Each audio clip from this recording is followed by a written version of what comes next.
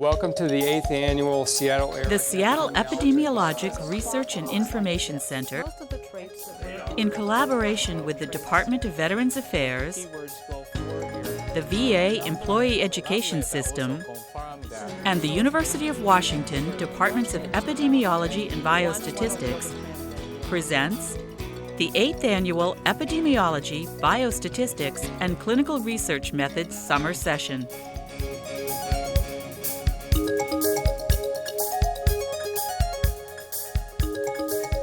Morning, everyone. Welcome to the 8th Annual Seattle ERIC Epidemiology, Biostatistics, and Clinical Research Methods Summer Session. My name is Ed Boyko. I'm the course director. The title of today's course is Epidemiologic Aspects of Military Post-Deployment Health Conditions, Natural Disasters, and Terrorism. I'm pleased to be able to introduce to you today Dr. Greg Gray, who is Professor of Epidemiology and Director of the Center for Emerging Infectious Diseases at the University of Iowa College of Public Health. Dr. Gray is a retired captain in the U.S. Navy and a graduate of the Naval Academy. He has published 32 reports from epidemiologic studies among Gulf War veterans and served as director of the DoD Center for Deployment Health Research while in the military.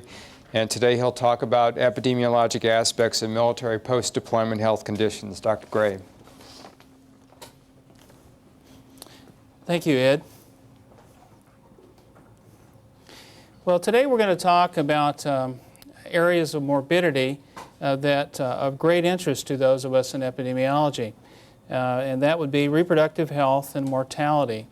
And when you look at the alleged morbidity associated with Gulf War deployment and the various different studies, you'll see that we're working now in the harder outcomes, the more objective outcomes, and looking at and examining these epidemiologic studies. Whereas in the past, if you've been a participant in these previous lectures, you'll note that we've covered, in some cases, symptoms that are somewhat subjective, and some of the ICD-9 codes utilization has problems, as we have discussed. Well, what analytical difficulties might you anticipate should you attempt to study mortality among Gulf War veterans?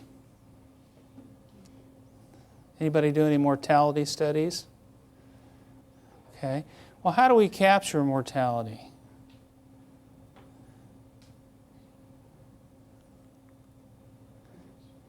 Okay, somebody said registry systems. Okay, so we basically have databases that are constructed to capture data through examination of death records. These data often will tell something about the condition that resulted in death, as well as some demographic information regarding the veteran. It's limited, but it's pretty solid. There are several sources of these databases, and the VA has a system that is really pretty complete, and that's largely for administrative purposes. We have a number of difficulties in conducting mortality studies, and we've sort of alluded to these in previous lectures. One would be picking an appropriate comparison group, and we talked about previously sort of a healthy worker effect. If you compare Gulf War veterans to non-deployed veterans, your data may be somewhat confounded by the non-deployed veterans having stayed home due to an injury or an illness that sort of kept them from being in tip-top shape.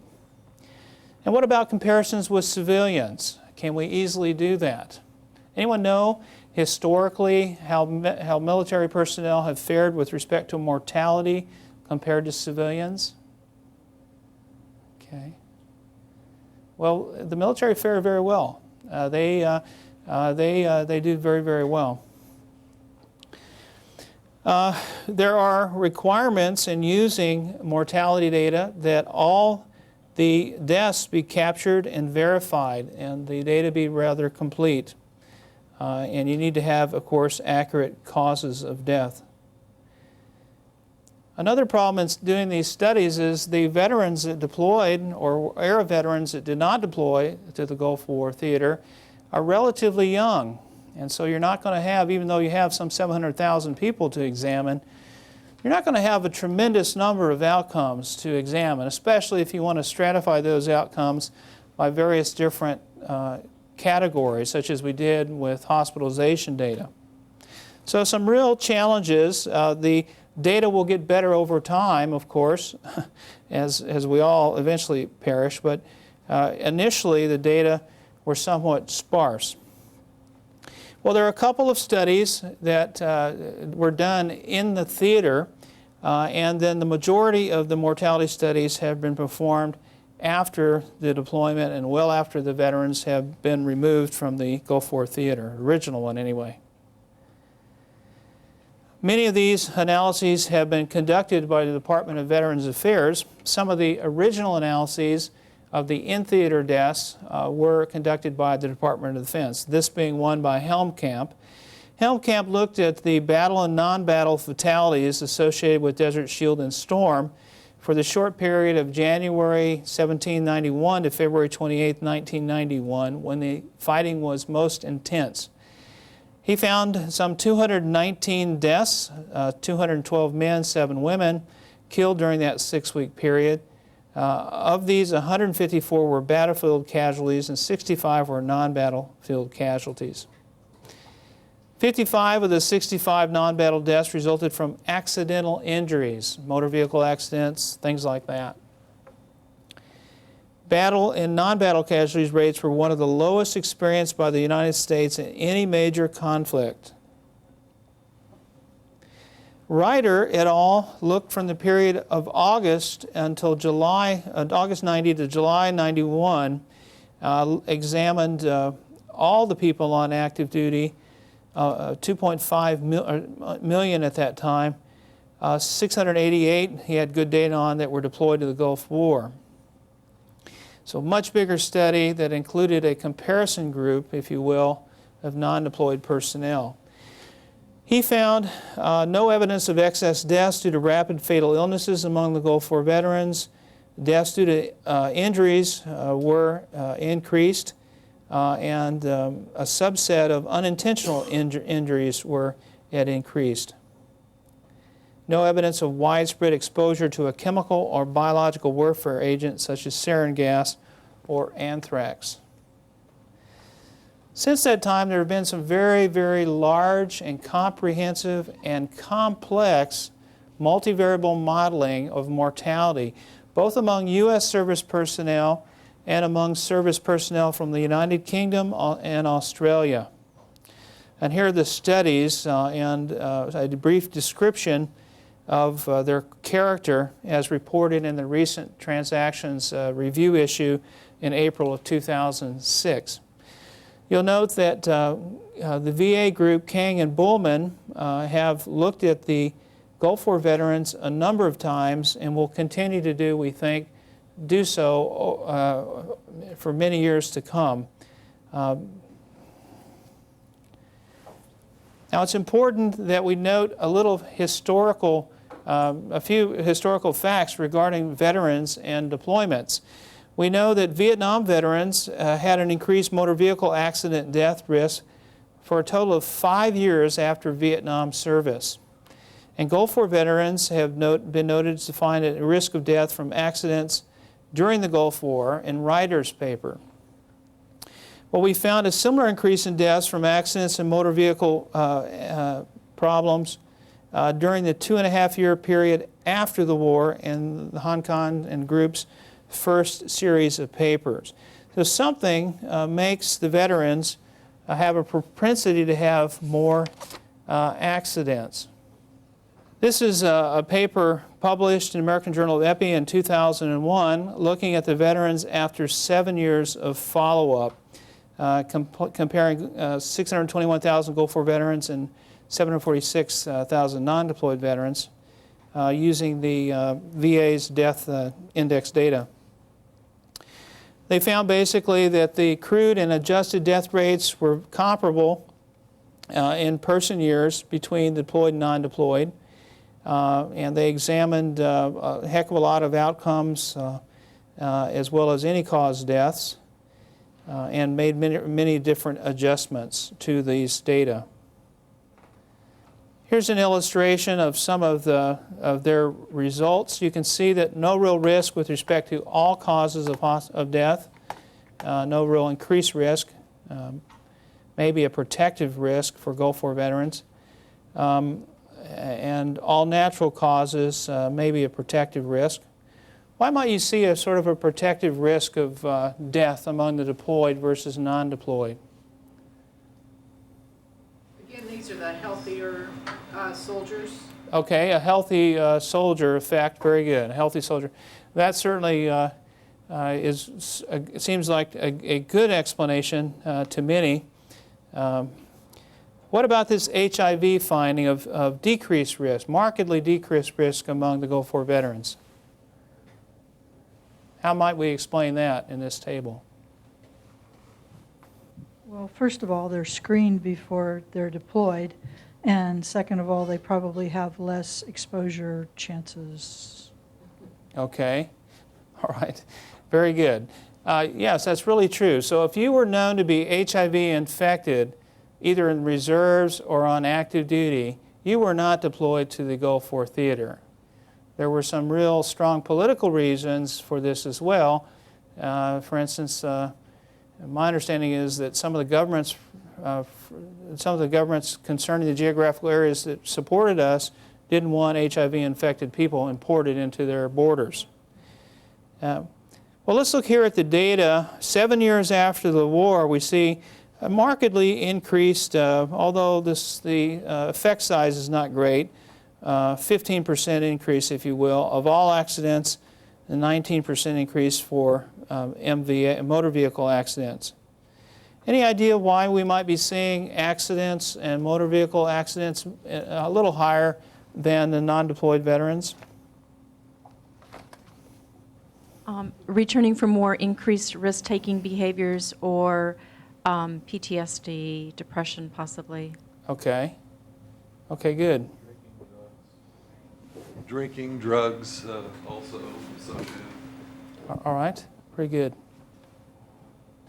I just had a question. Did they see that for female veterans? I think they controlled for gender in these analyses, but I don't know if they stratified by gender. We have some colleagues from the group. Maybe they could tell us. Oh, it just says for males. That's why I was. You don't know. They don't know. Okay. The numbers are too small for females to do proper statistical analysis. Okay, so the frequency of females were, and the outcomes were too sparse to examine gender stratified.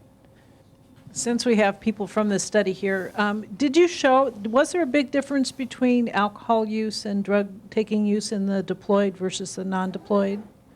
I didn't actually work on this paper, and I'm not sure what the data were for drug and alcohol use. Okay, well, anyway, I'm not sure of that drug and alcohol use either, but it seems to be biologically plausible and consistent, I think, with some Vietnam veteran studies. There are probably VA researchers that know the data better than we do here today. At any rate, the Gulf War veterans did have an increased risk for mortality due to accidents, and it seemed to be, even you could detect it even 7 years out. So, significant risk, important thing to think about.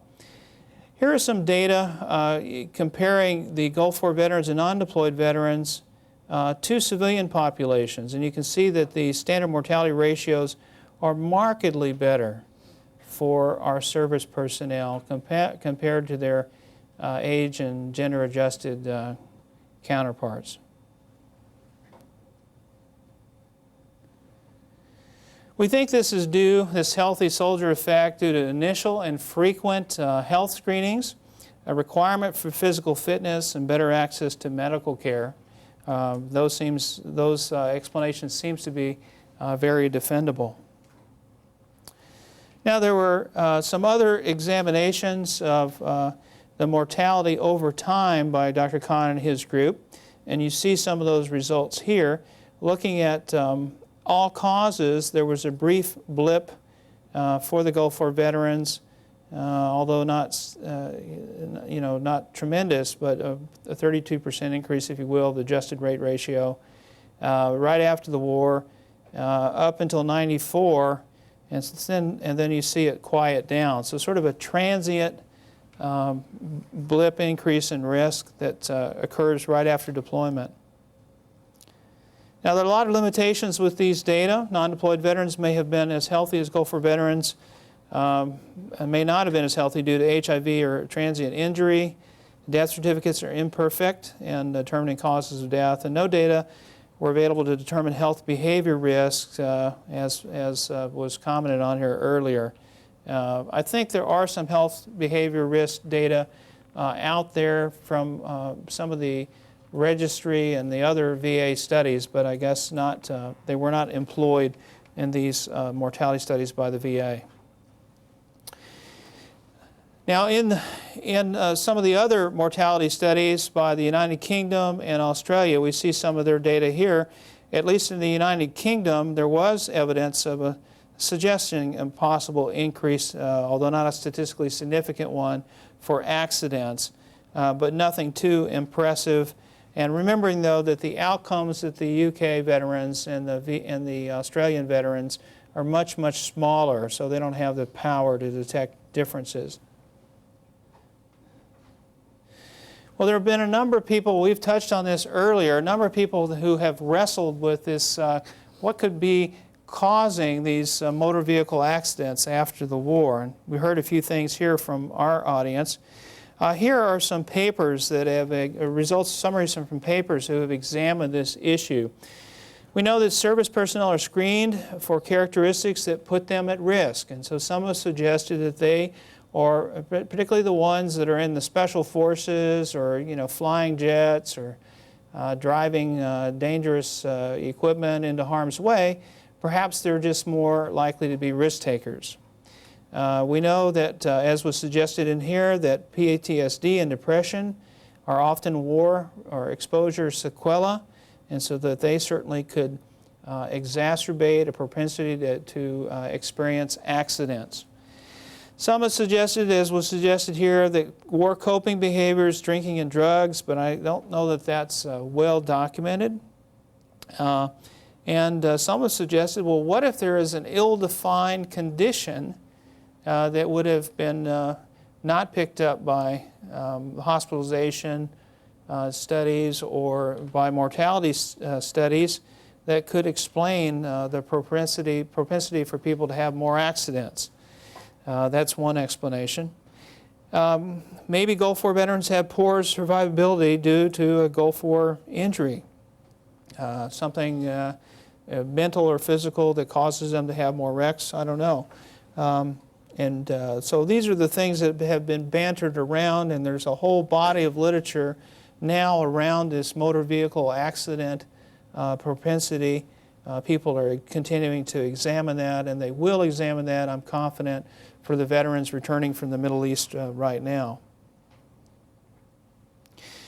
This is an example of marrying of data. Dr. Kong's group employed the fatal accident reporting system and merged that with mortality data, looking for evidence of some sort of examining the accident evidence.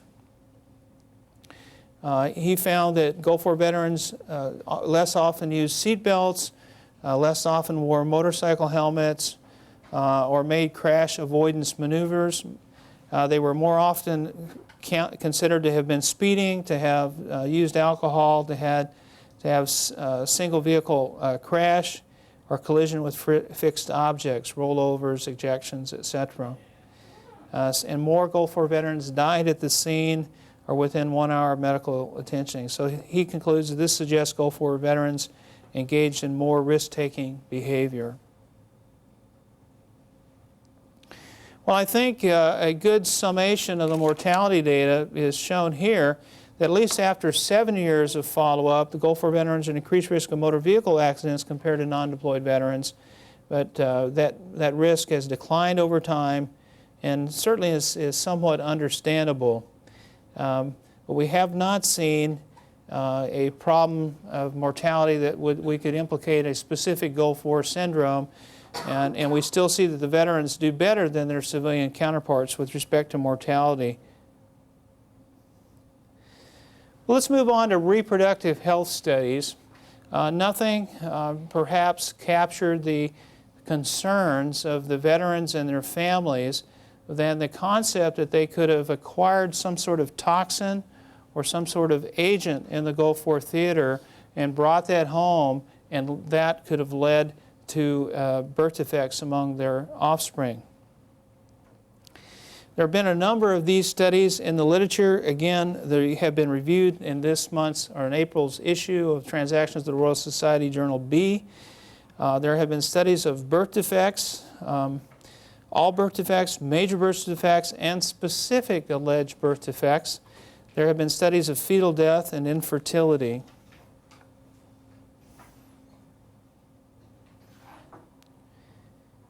Well, what do you think? Well, these studies have been difficult to conduct because they often rely upon birth defect registries, and there's suboptimal registry catchment in the United States. Some of the registries that we have now were not even begun shortly after the Gulf War, and so the data capture in the states without registries would be null. There's also the tendency for potential recall bias or participation bias in the studies that didn't involve the capture of data for administrative purposes.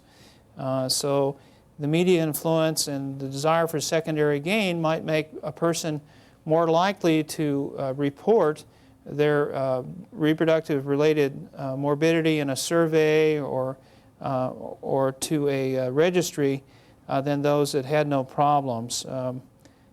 So you're thinking that there'd be some secondary gain. And infertility is a very, very difficult thing to measure, and it takes, it's one of the most difficult things epidemiologically to study because there's so many confounding factors. It is difficult to detect miscarriages early on. Many of them go undetected anyway. It's a very complicated area of epidemiologic inquiry.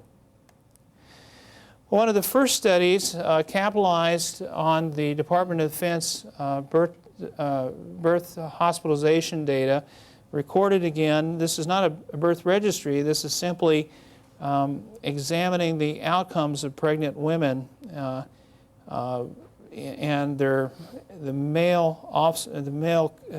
wives of the male Gulf War veterans, looking at the hospitalizations and if their children had birth defects, either any birth defects, and there are many of those, or severe birth defects, a catchment of 47 diagnoses. Now, the problem with this study is that it only examines birth defects associated with the initial hospitalization. So in many cases, birth defects, a kid looks fine, and a birth defect is noticed at 9 or 10 months. And those sort of data are captured by the birth defect registries. This is just simply using electronic data that were available, and we would miss birth defects that were not detected initially. Nevertheless, it's an important data set to examine, and we did so. Looking at male, stratifying by gender, looking at Gulf War service and offspring for the male service members, we really didn't find any effect either for the entire period, or stratifying by months of service. And so thinking of a continual exposure, the more exposure you had, perhaps the more likely you would have offspring with birth defects. There was no evidence of that. And similarly, looking at the children born to female service members, no real increase in risk, either in the aggregate or stratifying by length of Gulf War exposure, Gulf War theater exposure. We also did this sort of analyses looking at the 47 severe birth defects that are often recognized by various different birth defects epidemiologists, and controlling for many variables did not find an increased risk of these birth defects. So in this study, we concluded, this was the first reproductive health study published, that both for any birth defect and severe birth defects, we found no evidence of Gulf War Association service and no significant dose-response relationship. Now, as I said, this is the review article that examines the body of literature, which is now involves a number of different publications, 11 on birth defects, 7 on fetal death, and 4 on infertility, recently published. Before I get into their findings, I want to point out that fetal death, like infertility, is very difficult to capture. It requires often self-report, and it's just a real challenge epidemiologically to study. Now, Dr. Doyle is a professor at the London School of Tropical Medicine and Hygiene. She reviewed this literature, and she couches her words very carefully in this summation. For male veterans, no strong or consistent evidence for an effect of service on the risk of major birth defects or stillbirth. For miscarriage and fertility, there was some suggestion of a finding, she says, but the role of bias is likely to be very strong. So she said maybe there's something there, but boy, we think these data are confounded by a number of different things. We're not too confident that they're accurate. For female veterans, there is insignificant information to make robust conclusions, although the weight of the evidence to date has not indicated any major problems. So again, not that many female veterans, but nothing egregious in the findings, nothing grossly stands out as a problem. Well, now let me shift. So that sort of summarizes today the mortality studies. It's a very superficial overview. Know that there's a lot of literature out there, but I think that's a fair summary. If you want more detailed information, I'd encourage you to look at the reviews. If you want even more detailed information, go to the reviews and pull up the bibliography. There's a lot of stuff out there. But now let me move into an area that I think you'll want to know. This is sort of the good news of the outside of the research box, good things that happen subsequent to the Gulf War veteran studies and the Gulf War veteran allegation. And so some of the things that we're doing now that we weren't doing in 1990 to help veterans. We have something that was stood up or begun in 2001, something called a Recruit Assessment Program. This is a program that actually screens the veteran or the new servicemen upon service entry with some standardized instruments for evidence of multi-symptom conditions, behavioral problems, etc. And the idea is that some of these these instruments would be used afterwards for subsequent looks at the veteran throughout their service period. These would be indicators that, let's say, a veteran has changed their health risk behaviors, an intervention could be conducted. They could be assigned to meet with somebody to talk about an issue.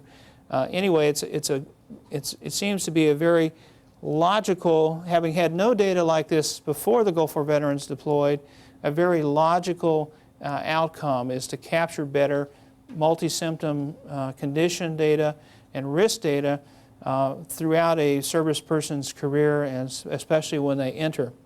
We've also established a birth and infant health registry and a subset of cancer data collections among newborns to help us look and answer questions that are of great concerns to veterans and their families. Both of these studies have been conducted, initiated by the Naval Health Research Center in San Diego, and have been very useful in looking at a number of new allegations associated with recent deployment, such as vaccine use, etc. I want to tell you a little bit about something called a Millennium Cohort Study that Dr. Boyko and I initiated, and I'll tell you that in a few minutes. We've also done a much better job in both the Department of Defense and I think in the Department of Veterans Affairs in documenting vaccine receipt. And so now they're moving to, the VA is very, very good in having electronic records for their hospitalizations and I think outpatient encounters, and the DoD is certainly moving in more comprehensive ways to that and following that model, but especially with respect to pharmaceuticals and vaccinations. So we can better know who has received a vaccine and if there is subsequent morbidity. We've talked about the DoD's move to electronic outpatient records. That's going to be very, very helpful. And we have something called a pre, post, and a reassessment of deployment health assessment programs. This is a pretty dynamic area, but the concept is we want to know before a veteran goes over what sort of health risks they have, multi-symptom conditions. We want to know, using a similar instrument, when they come back. And we want to know 6 to 12 months later, another view, because we have learned, our psychologists and psychiatrists have learned that some of the stress-related multi-symptom conditions may have sort of a latent onset. In other words, initially there's an euphoria associated with being home, I don't want to fill out that silly questionnaire, etc. But 12 months down the line, we're seeing there's some suggestions that we see an increased incidence of mental health conditions that we might be able to detect early on. And who knows what the other component is that's associated with some of these multi-symptom conditions. That's the latest concern with the Gulf War veterans, or the veterans in Iraq and Afghanistan. What insults are they talking about now that's common among our veterans? Okay, yeah, right, yeah. Sort of mild traumatic injury that affects their cognitive abilities. You know, it's not, I mean, there's so many explosions with the conflict over there, so many blast injuries. The acute illnesses or morbidity associated with that is pretty obvious, but what we're finding is sort of subacute or chronic manifestations from these trauma.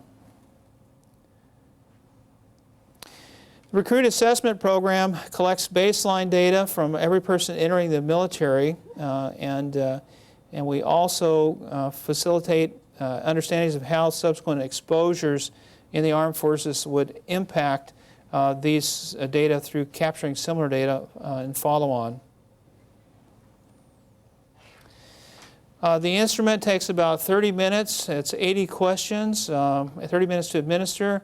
There's been a lot of external peer review in the development of this and adoption of a number of different standardized instruments. The acronyms are shown here. It's performed at each of the recruit training centers. They try to do it before the trainee gets there, but they do it now at the training centers. It's a MarkSense form that's sent through a scanner, so the data are rapidly entered into a database. The improvements of this system have been multiple, and it's continuing to get better and better, I think. Here's the infant health registry methodology.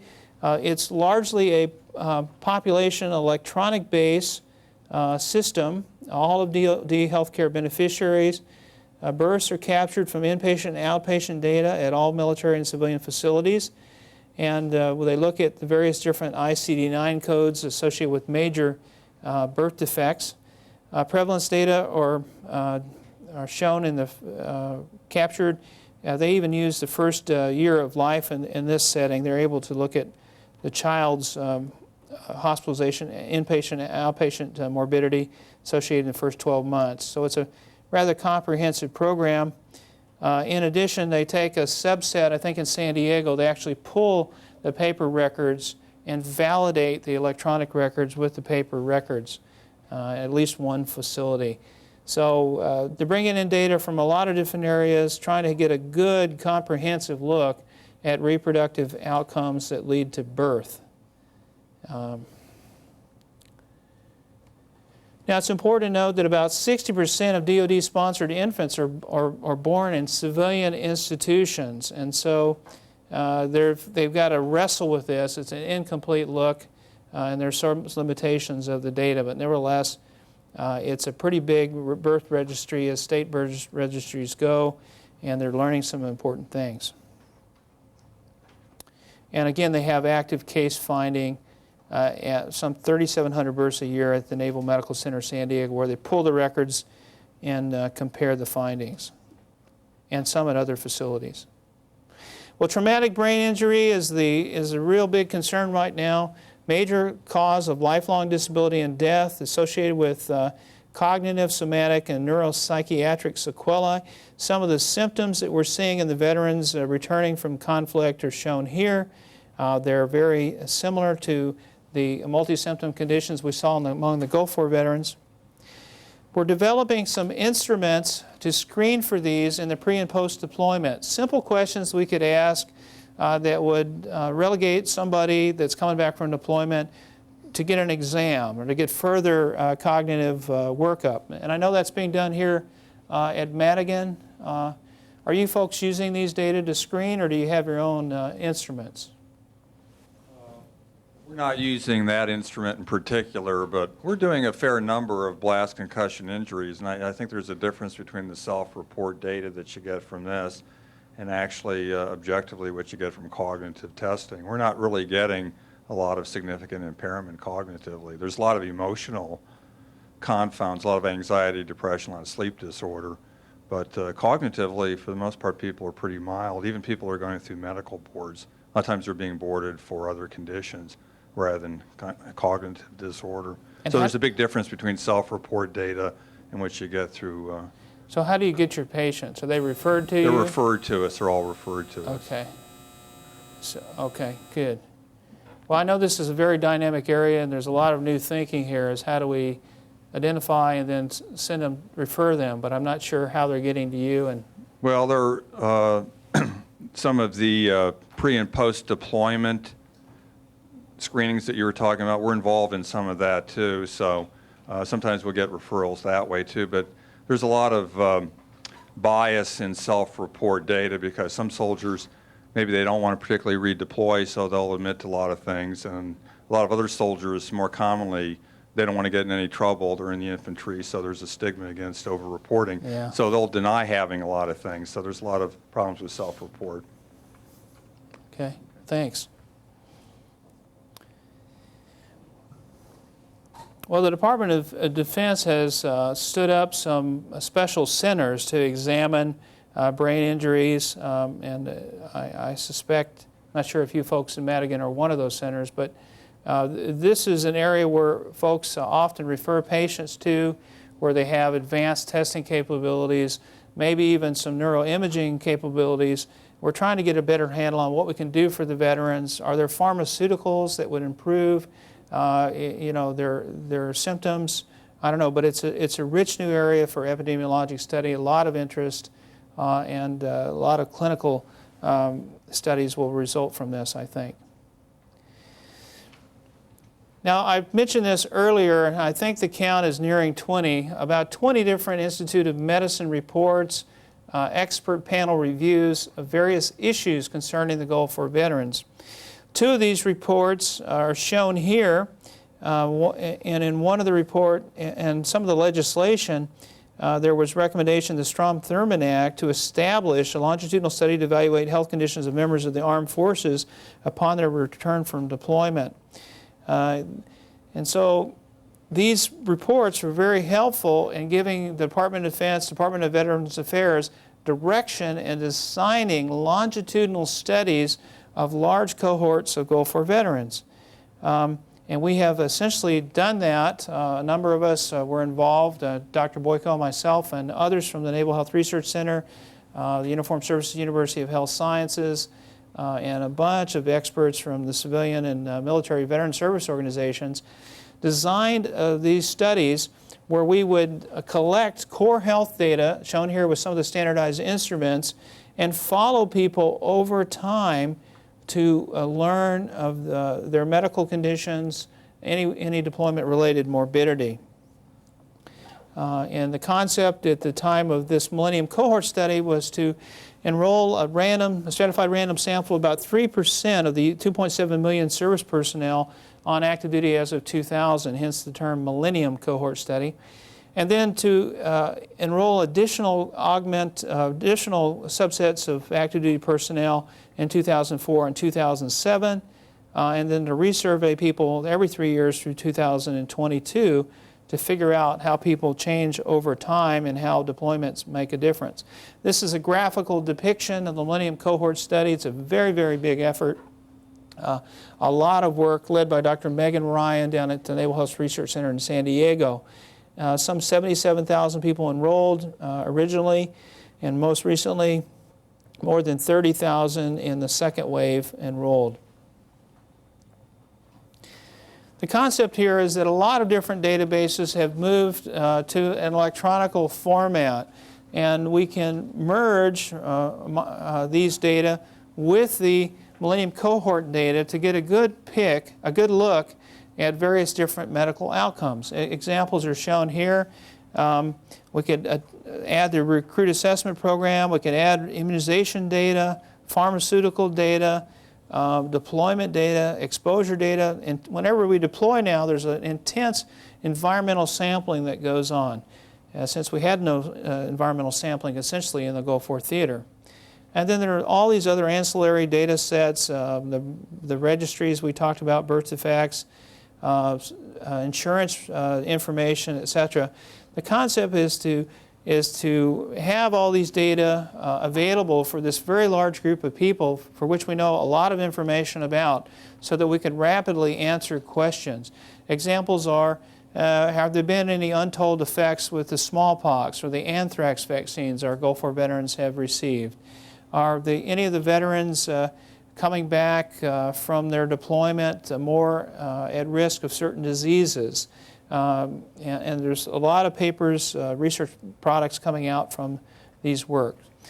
So I hope you'll agree with me that we've made a lot of progress in examining mortality and reproductive health among those who serve our country. I think the findings of the work among the Gulf War veterans are pretty clear. There's going to be some continued looks at mortality and cancers for some diseases that might have latent effects, but we know pretty much that the veterans haven't had evidence of tremendous morbidity associated with reproductive health. There's some motor vehicle accidents, sort of increased risk initially after the mortality after the deployment, but again, not a whole lot of increased risk for mortality in general. So we've learned a lot, and I think we've made a lot of improvements in how we'll study veterans in the future. So thank you very much for your kind attention to this lecture.